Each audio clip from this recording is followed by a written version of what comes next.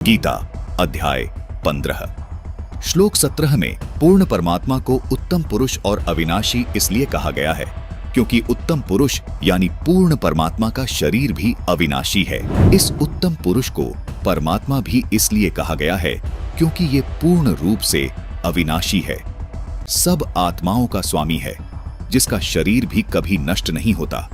इस उत्तम पुरुष के लोक में किसी प्रकार का कोई दुख नहीं है।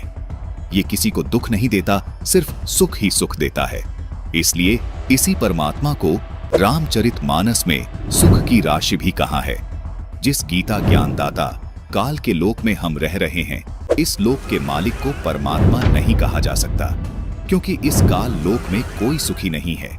इसलिए पूरी गीता जी में गीता ज्ञानदाता ने अपने को कहीं भी परमात्मा नहीं कहा, केवल उस उत्तम पुरुष को ही परमात्मा तथा अविनाशी परमेश्वर कहा है।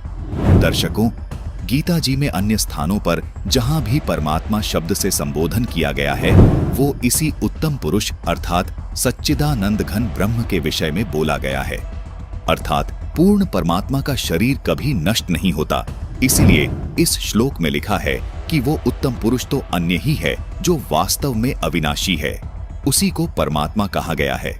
संत रामपाल जी महाराज सभी को आदि सनातनी भक्ति पर इसलिए दृढ़ कर रहे हैं ताकि हम सब आदि सनातनी भक्ति करके उस उत्तम पुरुष के अविनाशी लोक में चले जाएं, जहां जाने वाली सभी जीवात्माओं को भी अविनाशी शरीर प्राप्त होता है। अविनाशी शरीर होने के कारण उस शाश्वत लोक में पुनर्जन्म व मृत्यु नहीं होती, जहां जाने के बाद साधक लौटकर इस काल लोक में कभी वापस नहीं आते। इसी को पूर्ण मोक्ष कहा जाता है।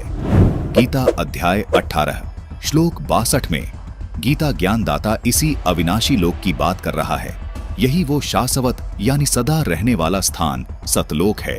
संपूर्ण जानकारी के लिए देखिए सनातनी पूजा के पतन की कहानी संत रामपाल जी महाराज की जुबानी भाग 3।